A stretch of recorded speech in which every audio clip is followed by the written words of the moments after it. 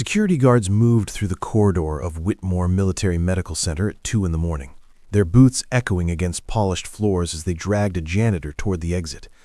The man in the gray uniform offered no resistance, his mop bucket abandoned near room 417. A woman in her 50s stood watching, arms crossed, her posture radiating the kind of authority that came from decades of giving orders that were never questioned. She made no move to intervene. Then the door to room 417 opened, and a young woman stepped into the hallway, her hospital gown loose against thin shoulders, her voice raw but unmistakable. "Mom, stop. That's Marcus. That's his name." Marcus Dye had spent the better part of 4 years perfecting the art of invisibility. He worked the night shift at Whitmore Military Medical Center in Northern Virginia, pushing his cleaning cart through corridors where generals recovered from surgery and colonels underwent chemotherapy, and the daughters of powerful people fought battles no one talked about in press conferences. He had learned early that survival in places like this meant keeping your head down, your voice soft, and your opinions locked somewhere no one would ever find them. He was 34 years old, a single father, and he had exactly one priority in life: a 7-year-old daughter named Lily who believed her father hung the moon, even though he came home smelling like industrial disinfectant and floor wax. Marcus had not always been a janitor. There had been another life before this one, a life that included a modest house in Charlottesville and a wife named Dana who laughed at his terrible jokes, and a future that seemed as solid as concrete. Then Dana got sick. Then Dana got worse. Then Dana was gone, and Marcus discovered that grief had a way of dismantling everything you thought you knew about yourself. He sold the house to pay the medical bills. He moved Lily to a small apartment in Arlington. He took the first job he could find that offered health insurance and didn't require him to explain the 2-year gap on his resume, where he had done nothing but hold his wife's hand and watch her disappear. The night shift suited him. Lily stayed with Mrs. Patterson next door until he got home at 7 in the morning, and he could sleep while she was at school, and their evenings belonged entirely to each other. Homework at the kitchen table, macaroni and cheese from the blue box because Lily insisted the orange box tasted wrong, stories before bed about brave knights and clever princesses who saved themselves. Marcus had built a small life, a careful life, a life where no one expected anything from him except clean floors and empty trash cans. Whitmore was not like other hospitals. The patients here came from a world Marcus had only glimpsed from a distance, a world of motorcades and security clearances and family names that appeared in history books. He learned quickly which doors to knock on and which to avoid, which nurses would share leftover cafeteria food and which ones would report you for taking an extra 5 minutes on your break.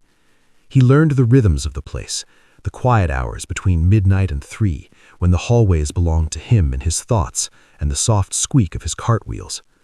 Room 417 was different. The patient there had been admitted 6 months ago, and unlike most of the high-profile cases who came and went within weeks, she remained. Marcus knew only what the rumor mill provided. Her name was Sophia Callahan. She was 26 years old. Her mother was General Catherine Callahan, Deputy Commander of the Defense Intelligence Agency, one of the most powerful women in the American military.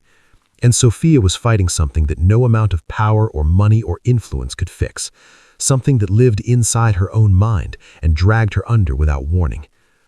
Marcus first encountered her on a Tuesday night in October, 3 months after she arrived. He was buffing the floor outside her room when he heard the sound, a low keening that built into something raw and desperate. He had heard similar sounds before in hospice when Dana was dying, the sound of a person confronting something too large to contain. He should have walked away. Protocol demanded that he notify the nursing station and continue his rounds. Instead, he knocked twice on the door and pushed it open.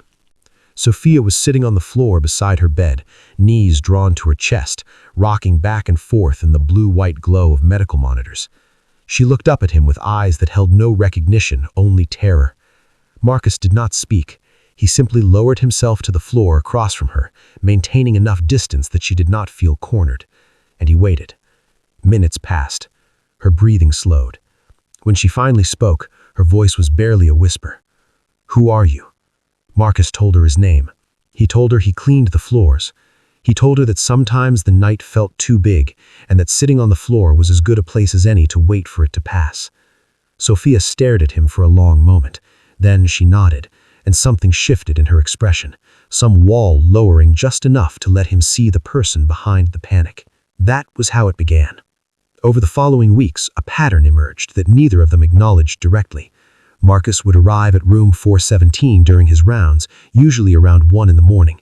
Sometimes Sophia was asleep, and he would simply empty her wastebasket and move on. But more often she was awake, sitting in the chair by the window or pacing the small space between her bed and the door. Those nights, he would pause his work. They would talk. Or, more accurately, she would talk and he would listen. She told him about the pressure of growing up as Catherine Callahan's daughter, about expectations so heavy they had crushed something essential inside her.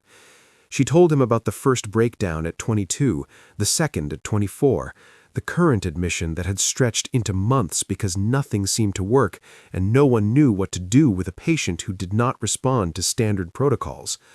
Marcus never asked probing questions. He never offered advice or empty reassurances. He simply listened, nodding occasionally, asking only enough to show that he was present. His gift, if it could be called that, was the ability to make people feel heard without requiring anything in return.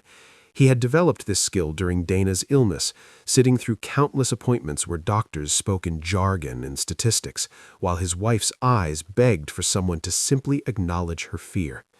One night in December, Sophia's psychiatrist recommended transferring her to a more specialized facility in Connecticut. The episode that followed lasted 3 hours and left her sedated and strapped to her bed. When Marcus arrived for his shift that night, he found her awake, the restraints removed, but the fear still visible in every line of her body. She looked at him with something approaching desperation. "Please don't let them take me away." Marcus sat with her until 4 in the morning, long past the end of his scheduled rounds. He told her about Lily, about the apartment with the leaky faucet he kept meaning to fix, about the way his daughter insisted on naming every bird that visited their window feeder. By the time he left, Sophia was calm. The transfer was postponed. 2 weeks later, the night supervisor offered Marcus a promotion. A position had opened on the day shift in the administrative wing. Better hours, better pay, a chance to move up. Marcus declined. He told the supervisor he preferred nights, preferred the quiet, preferred the solitude. What he did not say was that he had made a silent promise to a young woman in room 417, a promise to be present in the small hours when the darkness pressed close. The supervisor shrugged and moved on. In a hospital this large, one janitor's career preferences barely registered. Sophia noticed the change in his schedule, or rather the lack of change. "You could have left," she said one night. "You could have moved to days." Marcus finished emptying her trash before answering. "Days are too loud." Sophia almost smiled. That was not a real answer. "No," Marcus agreed, "it was not." They looked at each other in the dim light of her room, and something passed between them that neither needed to name.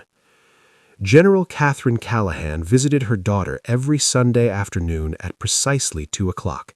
She arrived in a black government SUV with tinted windows, flanked by aides who waited in the corridor while she spent exactly 90 minutes in room 417.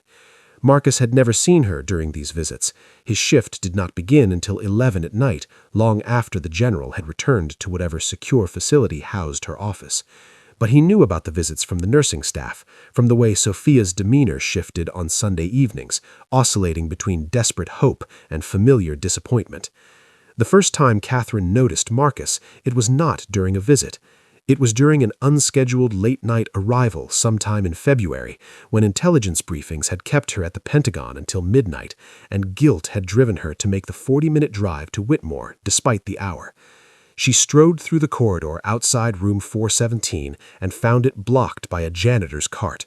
Marcus looked up from his mopping to find a woman staring at him with a kind of calculated assessment usually reserved for threat evaluations. The general said nothing. She simply stepped around the cart and entered her daughter's room. But Marcus felt her attention land on him like a targeting laser, felt himself catalogued and filed and flagged for future reference. He finished his mopping and moved on, but the back of his neck prickled for the rest of his shift. The following Sunday, Sophia mentioned it. "My mother asked about you." Marcus paused in his work, waiting. Sophia's voice carried a strange mixture of amusement and warning. She wanted to know why the night janitor was always outside my room. She used the word always. Marcus absorbed this information. What did you tell her? Sophia turned to look out the window at the parking lot below. I told her you were doing your job, that the floor does not clean itself.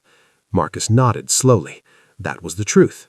Yes, Sophia agreed, but she did not like it. My mother does not like things she cannot control, and you, Marcus Doy, are something she cannot control. The conversation that followed between Catherine and Sophia took place the next Sunday afternoon. Marcus was not present, but he learned about it later from the way Sophia sat rigid in her chair that evening, her fingers gripping the armrests like she was bracing for impact. "My mother thinks you are inappropriate," she said without preamble.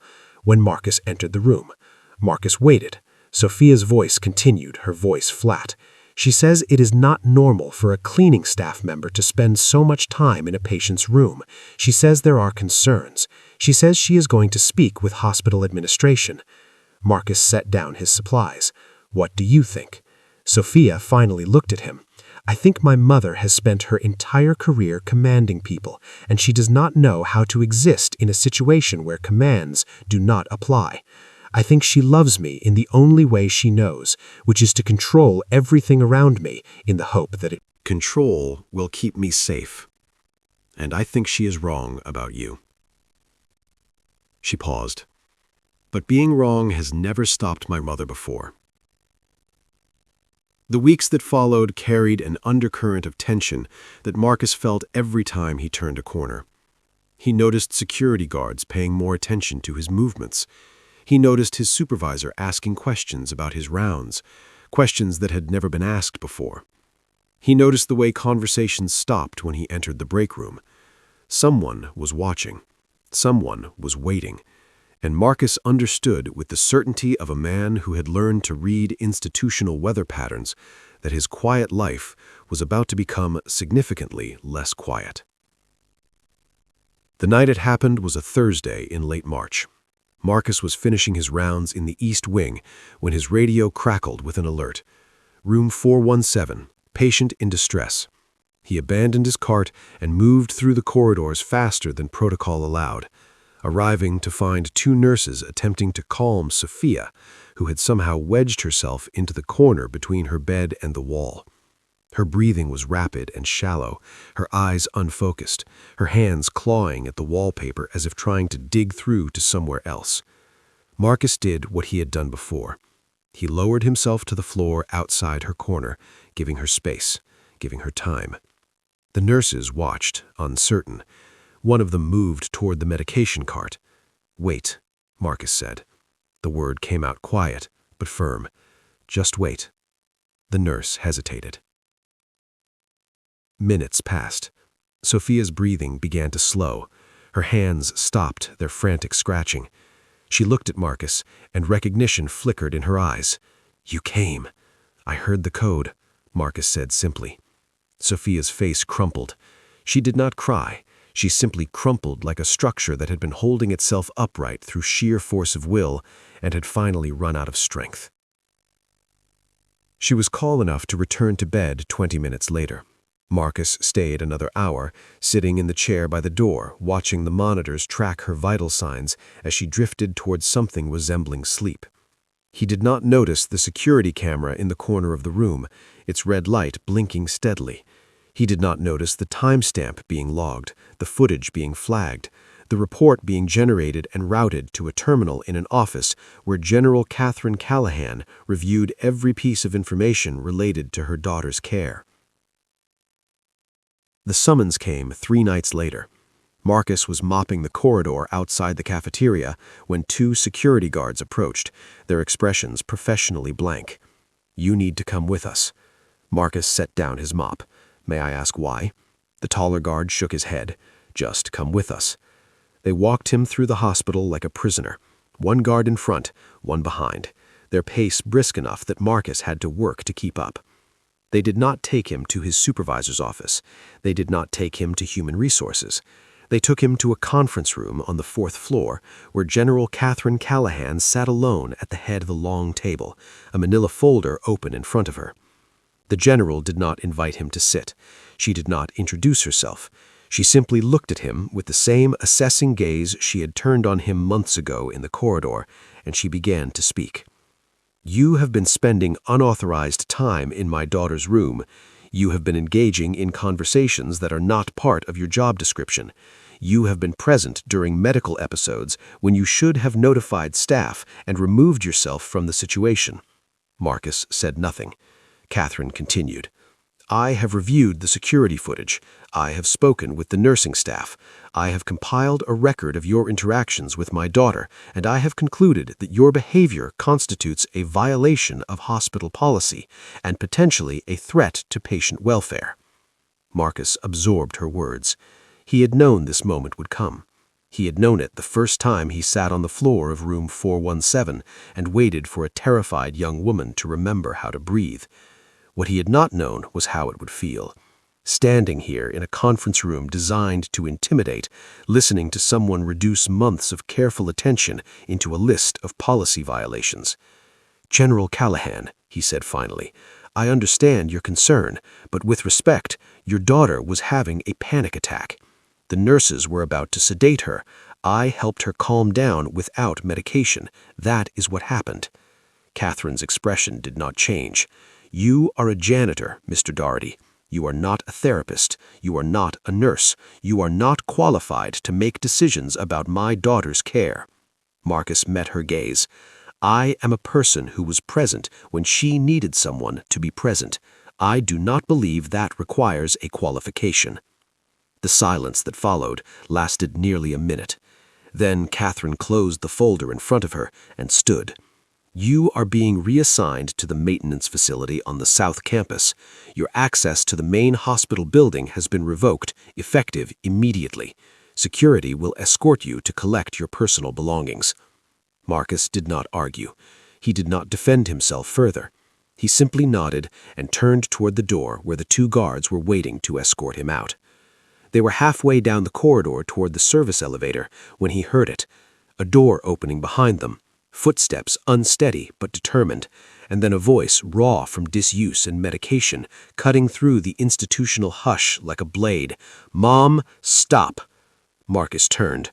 Sophia stood in the doorway of her room, one hand braced Against the frame for support, her hospital gown rumpled, her feet bare against the cold tile.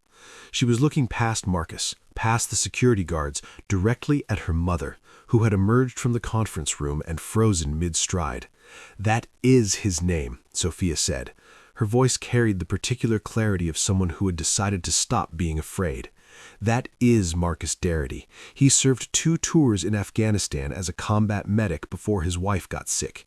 He has a daughter named Lily who is 7 years old and wants to be a veterinarian. He is the only person in this building who has ever looked at me like I am a person instead of a problem to be solved." Her breathing was rapid, but her words remained steady. "He is the reason I am still standing here, Mom. He is the reason I did not ask for the transfer to Connecticut. He is the reason I have not given up. So whatever you think you are doing right now, whatever you think you are protecting me from, you need to stop, because you are wrong." The corridor had gone absolutely silent. The security guards stood frozen, uncertain whether to continue their assigned task. General Catherine Callahan stared at her daughter with an expression Marcus could not read, something shifting behind her eyes that might have been shock or recognition, or the first fracture in a wall built over decades. Marcus had never told anyone at Whitmore about his military service. He had never told anyone about Dana's illness, about the desperate months when he had learned to read vital signs and administer medications because the home health aide could only come 3 times a week. He had buried that part of himself beneath the gray uniform and the cleaning cart, beneath the careful anonymity of a man who had decided that invisibility was the safest way to survive. But Sophia had seen through it. She had listened to the stories he told her about Lily, about the apartment, about the small rituals that kept his grief at bay, and she had heard what he was not saying. She had looked up his name, researched his background, assembled the pieces of a history he had tried to erase, and now she was standing in a hospital corridor, barely strong enough to stay upright, using that knowledge to defend him. The truth, Marcus had never claimed, went back further than anyone knew. 4 years ago, before Dana got sick, before Lily started school, before he became a man who pushed a mop through military hospital corridors, Marcus had been driving through Georgetown on a rainy night in April. He had been coming home from a job interview, another attempt to restart the career he had put on hold when Dana's symptoms first appeared. The rain was heavy, visibility poor, and he almost did not see the woman on the pedestrian bridge over Rock Creek Parkway. She was standing on the wrong side of the railing, her white blouse plastered to her skin, her face turned up toward the sky like she was waiting for something. Marcus pulled over. He did not think about protocol or liability or the proper way to approach someone in crisis. He simply got out of his car and walked toward her, his voice calm and steady, the voice he had used in Afghanistan when wounded soldiers needed someone to tell them they would make it through. He did not know her name. He did not ask. He simply stood on the bridge in the rain, keeping his distance, talking about nothing in particular. The weather, the way the creek sounded when it ran high, the small coffee shop on M Street that made the best croissants he had ever tasted. After 20 minutes, she climbed back over the railing. After 30 minutes, he walked her to his car and drove her to Georgetown University Hospital. He gave the intake nurse his name and number in case anyone needed to reach him, and then he drove home and never spoke of it again. 3 months later, Dana was diagnosed. The world narrowed to doctor's appointments and treatment plans and the slow, terrible process of watching someone you love disappear. Marcus forgot about the woman on the bridge. He forgot about a lot of things during those years, buried them beneath the weight of caregiving and grief and the desperate need to keep moving forward. He did not recognize Sophia Callahan when she arrived at Whitmore. She was thinner, her hair a different color, her face marked by years of medication and therapy and the particular exhaustion of fighting a battle that never quite ended. But she recognized him. She recognized him the first night he knocked on her door, the first time he sat on the floor across from her and waited for the panic to pass. She had known who he was from the beginning, and she had said nothing. She had kept his secret as carefully as he kept hers, understanding somehow that he did not want credit or recognition or gratitude. He wanted only to be present. He wanted only to matter in the way that mattered least to the world and most to the people who needed it.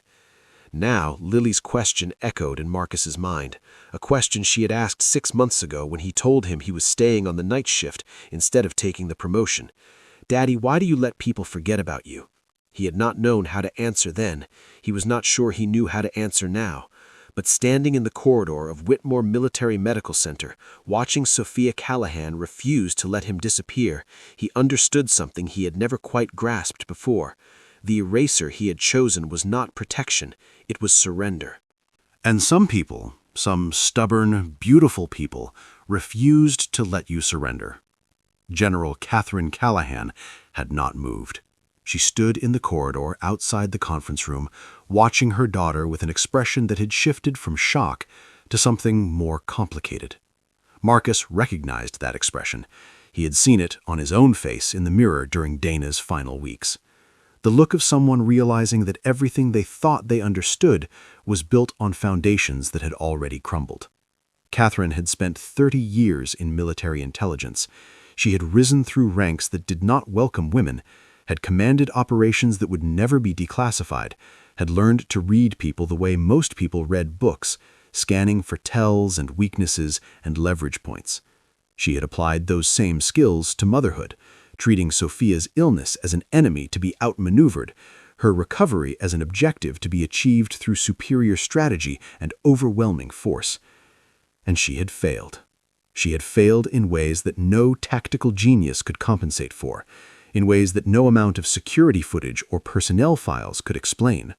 Her daughter was standing in a hospital corridor defending a janitor, and the look in Sophia's eyes was something Catherine had not seen in years. It was clarity. It was conviction. It was the look of someone who had found something worth fighting for and refused to let go. "You should have told me," Catherine said finally. Her voice was quieter than Marcus had ever heard it. "You should have told me that you knew him, that there was history." Would it have mattered? Would it have changed how you saw him? Or would it have just given you another way to control the situation? Catherine flinched. It was slight, barely perceptible, but Marcus caught it.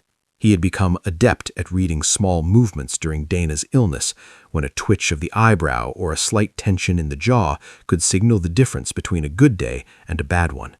Sophia continued, "You have spent my entire life trying to protect me, Mom, and I know you love me. I know that every decision you made came from that love. But somewhere along the way, protecting me became controlling me, and controlling me became isolating me, and isolating me nearly killed me." Her voice broke slightly on the last word. "The only person who ever just sat with me, who ever let me be broken without trying to fix me or medicate me or transfer me somewhere else, was a janitor who cleaned the floors. And you were about to fire him?" The silence stretched. Security guards shuffled uncomfortably. Somewhere down the corridor, a monitor beeped. General Catherine Callahan, Deputy Commander of the Defense Intelligence Agency, faced her daughter and did something Marcus suspected she had not done in years. She lowered her defenses. "I am sorry." The words came out rough, unpracticed. "I am sorry that I made you feel controlled instead of loved. I am sorry that I did not see what you needed. I am sorry about Mr. Doherty." Catherine turned to look at Marcus, and her expression held something that might have been respect. "I am sorry about a great many things." The apology hung in the air like something fragile, something that could shatter if anyone moved too quickly. Sophia took a breath. "That is a start. It is not enough, but it is a start." The fallout took weeks to sort through. Marcus was reinstated to his position, his personnel file scrubbed of the incident. The security footage from room 417 was deleted. The guards who had escorted him from the building were quietly reassigned to other facilities. General Catherine Callahan made no public statement, issued no formal apology, but word spread through Whitmore in the way that word always spread through institutions built on secrets and silence. Marcus returned to his rounds, to his mop and his cart and the quiet hours between midnight and dawn. But things were different now. Nurses nodded at him in the corridors. The night supervisor stopped asking questions about his schedule. Sophia's door was no longer a place he approached with caution. It was simply part of his route, a room where a young woman was slowly learning to believe that recovery was possible. A month after the incident, Catherine requested a meeting, not in a conference room, not with security present, in the small garden courtyard behind the hospital, where patients sometimes sat on sunny afternoons and where the spring flowers were just beginning to bloom. She was already there when Marcus arrived, sitting on a bench with her hands folded in her lap. She looked smaller somehow, less like a general and more like a mother who had spent too many years afraid. "He saved her life," Catherine said without preamble, 4 years ago on the bridge. "I did not know until I read the intake report from Georgetown." She paused. "I spent 30 years in intelligence, and I did not know that the man mopping my daughter's floor was the same man who talked her off a bridge." Marcus sat down on the bench, leaving space between them. She was struggling. "I happened to be there, that is all." Catherine shook her head. "That is not all. You happened to be there, and then you happened to disappear. You did not sell your story to the press. You did not contact our family. You did not try to leverage the connection. You simply vanished. Why?" Marcus considered the question. "Because it was not my story to tell, and because I had other things to worry about. My wife was dying. My daughter Needed me. What happened on that bridge mattered, but it was not the only thing that mattered." Catherine studied him for a long moment. Then she did something unexpected. She laughed. It was a short, rueful sound, the laugh of someone confronting the limits of their own understanding. "I have spent my career identifying threats and neutralizing them. I looked at you and saw a threat to my daughter's stability. I never considered that you might be the opposite. I never considered that some people help simply because helping is what they do." She stood, brushing invisible dust from her slacks. "I cannot give you back the time you lost. I cannot undo the investigation or the interrogation, but I can make sure it does not happen again. And I can say thank you for the bridge, for the hospital, for everything you did that you never asked to be recognized for." Marcus nodded. "I do not need recognition, General. I just needed to keep doing my job." Catherine smiled faintly. "I know. That is what makes you different from everyone else in this building." Sophia was discharged from Whitmore 6 weeks later. It was not a cure, not a complete recovery, but it was progress. She moved to an apartment in Arlington, close enough to the hospital for outpatient appointments, far enough to feel like a different chapter. She enrolled in a graduate program in psychology, determined to understand the thing that had shaped her life and maybe help others who were fighting similar battles. A week before she left, she asked Marcus to bring Lily to the hospital. She wanted to meet the daughter he talked about so often, the girl with the bird names and the blue box macaroni preferences. Marcus hesitated. His worlds had always been separate, work and home, janitor and father. Bridging them felt dangerous. But Lily had asked about his job.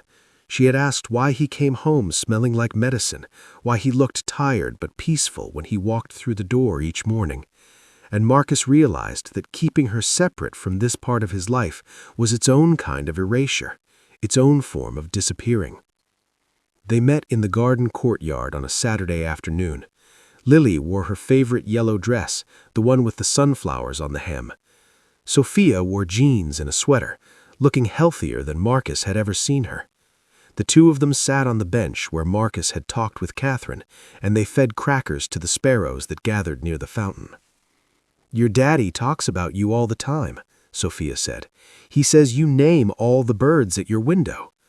Lily nodded seriously. "The red one is Fernando. The brown one is Miss Petton. The really tiny one is Gregory Jr." Sophia smiled. "Why Gregory Jr.? "Because there was a Gregory Sr. He flew away. I think he went to Florida." Sophia laughed. And it was a real laugh, the kind that came from somewhere deep and surprised the person making it. Marcus watched them from across the courtyard. Two people from entirely different worlds, finding common ground in the names of imaginary birds. He thought about Dana, about the life they had built and lost and rebuilt in a different form. He thought about the bridge in Georgetown and the hospital corridor and all the moments when he could have walked away and did not. Sophia left Whitmore on a Thursday morning in late May. Marcus was not there for the discharge. He was home with Lily, making breakfast, explaining why pancakes required patience and even heat. But Sophia left something for him at the front desk, a small envelope with his name written in careful script. Inside was a photograph.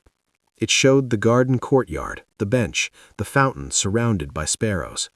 On the back, Sophia had written, "Thank you for sitting with me in the dark, for staying when staying was hard, for being someone who helps because helping is what you do.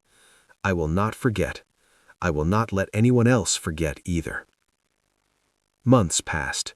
Summer faded into autumn, autumn into winter.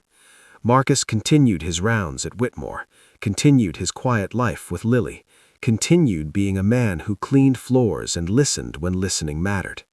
But something had changed. He carried himself differently. He met people's eyes in the corridors. He answered questions about himself without deflecting to the weather or the floor wax or the broken handle on the utility closet. He had spent years training himself to disappear, to become invisible, to exist in the margins where no one expected anything and no one remembered his name. Sophia had refused to let that stand. Catherine had been forced to see him as a person instead of a variable, and slowly, reluctantly, Marcus began to see himself that way too. The invitation arrived in December, a heavy cream envelope with embossed lettering addressed to Marcus Darty and family. Inside was a card requesting his presence at a dinner in Alexandria, hosted by General Catherine Callahan and her daughter Sophia. No security clearance required, no agenda, just dinner. Marcus helped him pick out a tie. She rejected 3 options before settling on the dark blue one with tiny stars, declaring it appropriately serious but not boring. Marcus put on the only suit he owned, the one he had bought for Dana's funeral and worn exactly twice since then. He looked at himself in the mirror and saw a man he barely recognized. Not a janitor, not a widower, just a man going to dinner with people who knew his name. The pattern of small birds that made Lily gasp with delight. The evening was not elegant. The roast was slightly overcooked. Lily spilled her apple juice on the tablecloth. Catherine told a story about a botched intelligence operation that had her laughing at her own mistakes. Sophia showed Lily her collection of bird figurines accumulated over years of hospital stays and therapy appointments. And Marcus sat at a table where no one expected him to be invisible, where no one looked past him or through him or around him.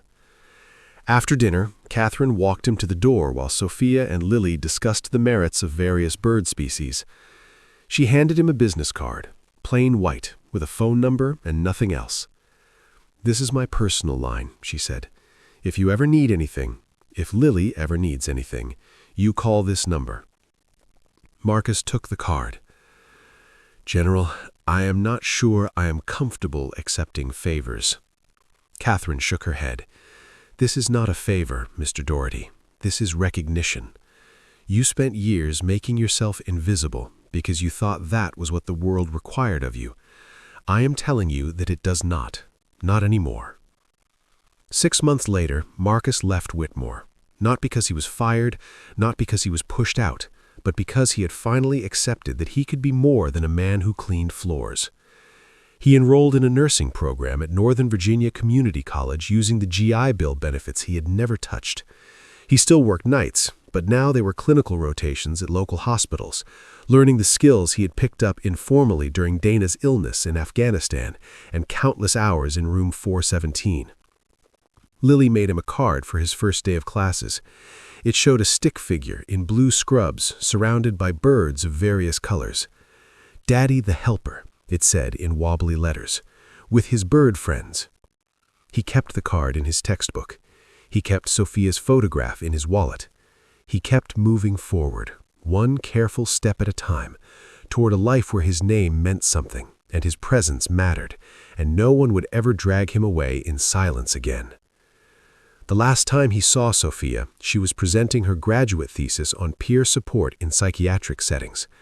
Marcus sat in the back of the auditorium with Lily, watching a young woman who had once huddled on the floor of a hospital room, now standing at a podium, speaking with clarity and conviction about the importance of human connection in recovery. She caught his eye during the Q&A session. She smiled, and in that smile was everything they had never needed to say out loud. The bridge in Georgetown, the hospital corridor, the moment when she called his name and refused to let the world erase him. After the presentation, Sophia found them in the lobby. Lily immediately began describing the bird situation at their new apartment, which apparently involved a cardinal named Sir Reginald who had very strong opinions on seed quality. Sophia listened with the same careful attention Marcus remembered from their late-night conversations. The attention of someone who understood that small things mattered precisely because they were small. Marcus hugged Sophia before they left. It was brief, appropriate, the kind of hug colleagues might share after a long project, but her whisper was for him alone. "Thank you for teaching me that showing up is enough, that being present is its own kind of heroism." Marcus drove home through streets lit by early spring sunshine. Lily chattered in the back seat about Sir Reginald and graduate school and whether nursing scrubs came in yellow because yellow was objectively the best color. He listened to her voice and thought about all the ways a life could change direction, all the bridges crossed and corridors walked, and moments when a choice was made not to disappear. His name was Marcus Doherty. He was 38 years old, a single father, a nursing student, a man who had once served overseas, and once sat on a rainy bridge, and once pushed a mop through hospital corridors where generals recovered and colonels received treatment, and a young woman learned that she was not alone. He had spent years training himself to vanish. Now, finally, he was learning to